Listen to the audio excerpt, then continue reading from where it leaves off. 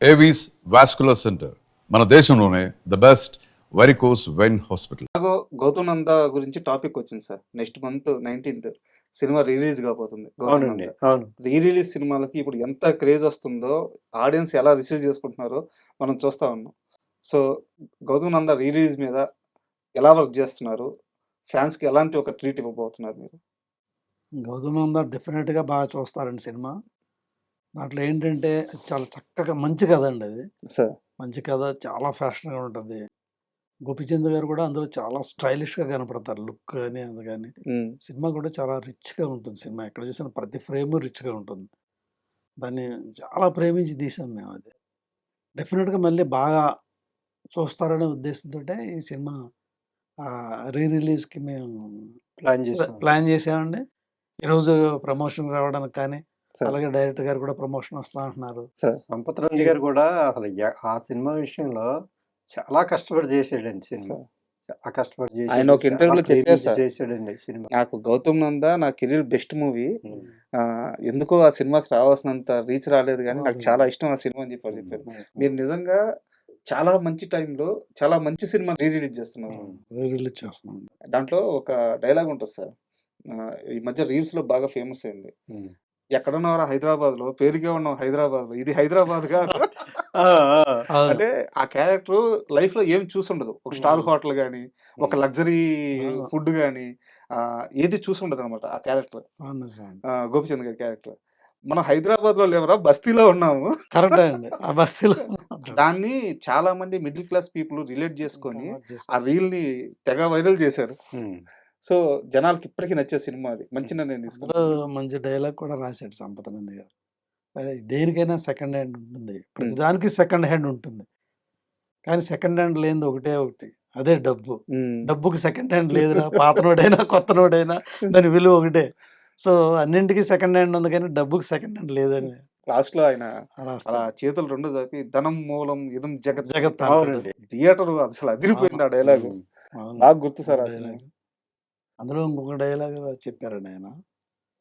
అంటే పేదవాడిగా పుట్టడం నీ తప్పు కాదురా. హ్మ్. కానీ పేదవాడిగా చనిపోవడం మటుకు అది నీ తప్పే మన తప్పే అవుతుంది హ్మ్. అని అదే ఏదో ఇన్స్పిరేషన్‌తో రాశారనుకోండి. కానీ అది మంచి డైలాగ్. అవునవును. వండర్‌ఫుల్ డైలాగ్ అది. సో మంచి సినిమా ఇవ్వబోతున్నారు అయితే మంచి మీరు సినిమా అవుతుంది. రిలీజ్.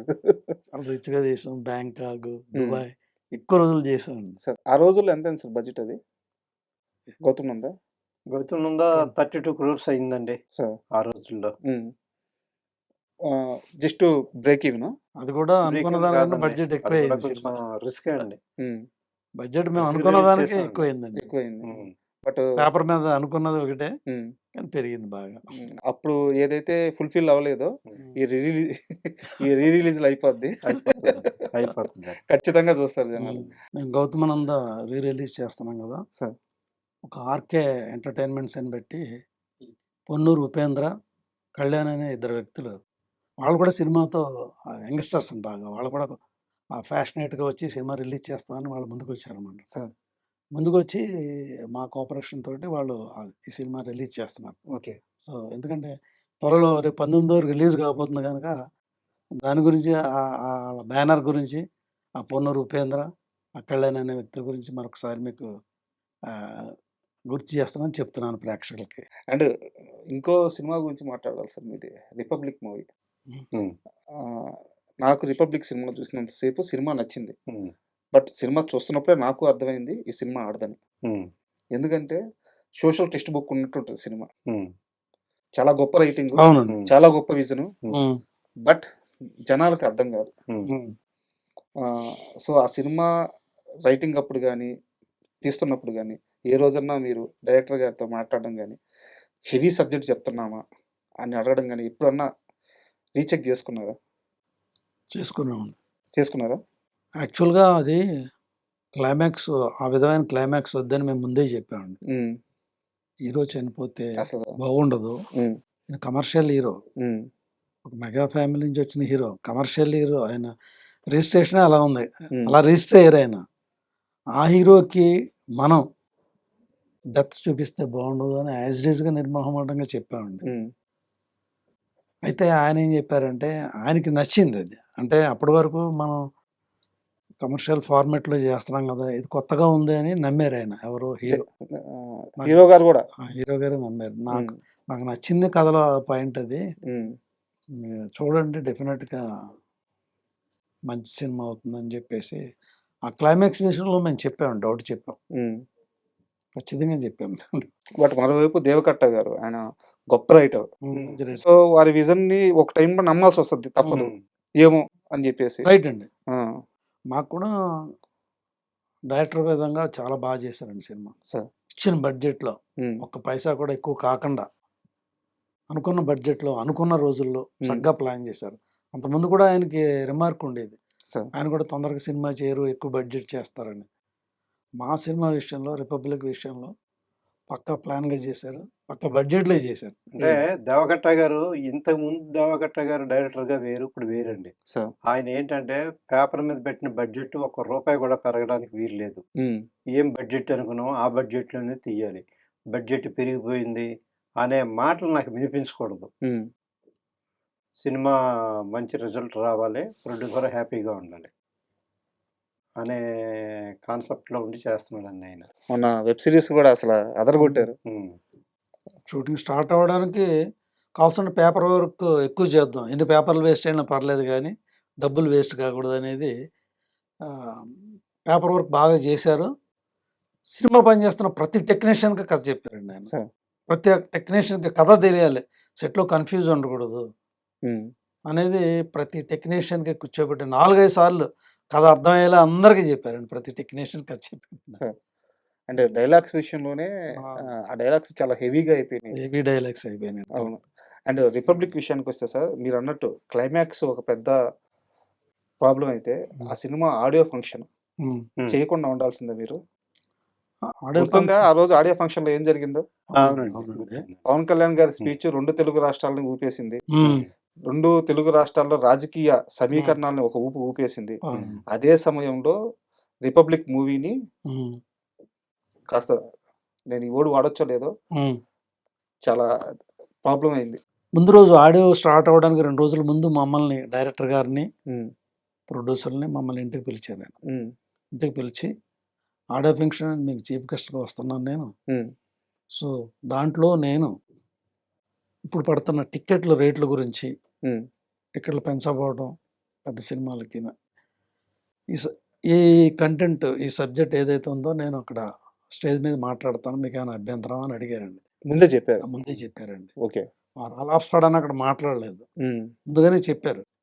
ప్రొడ్యూసర్‌లు, డైరెక్టర్ పర్మిషన్ తీసుకొని ఆయన మాట్లాడడం జరిగింది. ఓకే. సో, ముందుగానే ఆయన మాట్లాడే విషయం ఏంటనేది మాకు ముందుగానే చెప్పారాయన. హ్మ్. సో, దానివల్ల మేము సడెన్‌గా ఆయన మాట్లాడితే మేమేం సర్ప్రైజ్ అవ్వలేదు, హ్మ్. షాక్ అవ్వలేదు. హుహు. ముందే తెలుసు ముందుగా కాబట్టి. చెప్పారు వారు. హ్మ్. ఇది వాస్తవం ముందుగానే చెప్పారు. హ్మ్. సో, దానివల్ల సినిమాకైతే మంచి ప్రమోషనే వచ్చిందండి. సరే అండి. ఇప్పుడున్న వైరల్ అయింది అప్పుడు ఆయన మాట్లాడింది అవునవును. ఆ సినిమాకి. అండ్ ఇప్పుడున్న పరిస్థితులను కూడా మీరు గమనిస్తూ ఉంటారు. మీరే అన్నారు ఇందాక, ఒకప్పుడు నిర్మాత వేరు. ఆ వైట్ అండ్ వైట్ యేసుకొని సెట్‌లోకొస్తే అందరూ మన మాట ఇంట, మన గ్రిప్‌లో అంతా ఉండడం వేరుంది. ఇప్పుడు ఇండస్ట్రీలో నిర్మాత పరిస్థితి ఎలా ఉంది? నిజంగా నిర్మాతకి అంత గ్రిప్ ఉందా? నిర్మాత చేతిలోనే సినిమా ఉందా? లేదండి. ఇప్పుడు పరిస్థితులు మారిపోయాయండి. మారిపోయినాయి. ఇప్పుడు బాగా బడ్జెట్‌లు పెరిగిపోయినాయి. హ్మ్. విపరీతమైన బడ్జెట్‌లు, విపరీతమైన రెమ్యునరేషన్‌లు. హ్మ్. అండి. ఇక ఒక సినిమా స్టార్ట్ అవ్వాలంటే కూడా ఆ డైరెక్టర్, ఆ హీరో మీదే అంటే బిజినెస్ అలాగే అవుతుందండి. బడ్జెట్‌లు అలాగే అవుతున్నాయి. అది మీరన్నట్టుగా ఆహ్, ఏదో ఒకళ్ళిద్దరి చేతుల్లో ప్రొడ్యూసర్ల చేతుల్లో ఉంటుంది తప్పండి. Major of the majority of producer చేతుల్లో లేదు. ఉండటం లేదు. కాంబినేషన్ సెట్ చేసి లేదు. పక్కకెళ్ళిపోవడమే నిర్మాత పనైపోతుంది. మా ప్లాన్‌కి తగ్గట్టుగా మాకు అనుకూలమైన సినిమాలే, సో, మా బడ్జెట్‌లో ఉండే సినిమాలే చేయడానికే హ్మ్. మేము మీ బడ్జెట్ ఎంత సార్? అవును. ఏ రోజు తగ్గించారు మీరు అవును. బడ్జెట్? బడ్జెట్ మీద కాంప్రమైజ్ అవ్వలేదు. ఆ! ఒక మంచి డైరెక్టర్, ఒక పెద్ద హీరో తోటి, హ్మ్. పెద్ద డైరెక్టర్‌తో సినిమాలు చేయాలని కూడా ఉన్నాం. ఎక్కువ మేము చిన్న సినిమాలు చేయలేదు. అవును.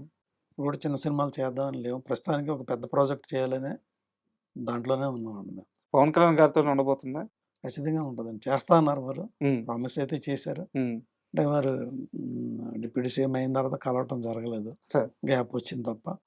వారు సినిమాలు చేస్తే మళ్ళీ ఖచ్చితంగా మాకు సినిమా చేస్తానని వారు వాగ్దానం చేశారు. హ్మ్. వారు ఆ మాట అన్నారంటే ఆ మాట నిలబెట్టుకుంటారు. సో త్వరలోనే మేము కలుస్తామండి.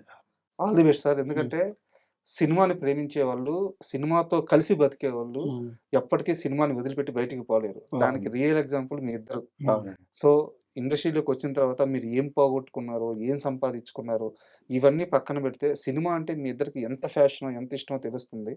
సో, నేను 2 మాత్రం మనస్ఫూర్తిగా జరగాలని కోరుకుంటున్నాను. ఒకటి, ఈ ఇంటర్వ్యూ ద్వారా మీ స్నేహితుడు దానయ్య గారు మళ్ళీ మీరు అయన్నీ మర్చిపోయి మీరు కలవాలని కోరుకుంటున్నాను. సెకండ్ థింగ్ వచ్చేసి మీ ప్రొడక్షన్‌లో ఒక మంచి భారీ బడ్జెట్ మూవీతో మళ్ళీ మీరు బౌన్స్ బ్యాక్ అవ్వాలి. కమ్‌బ్యాక్ ఇవ్వాలి. ఆ సినిమా రిలీజ్ అయ్యే ముందు మనం మళ్ళీ ఒక ఇంటర్వ్యూ చేయాలని మనస్ఫూర్తిగా కోరుకుంటున్నాను. All the best sir. Thank you. Okay. Thank you.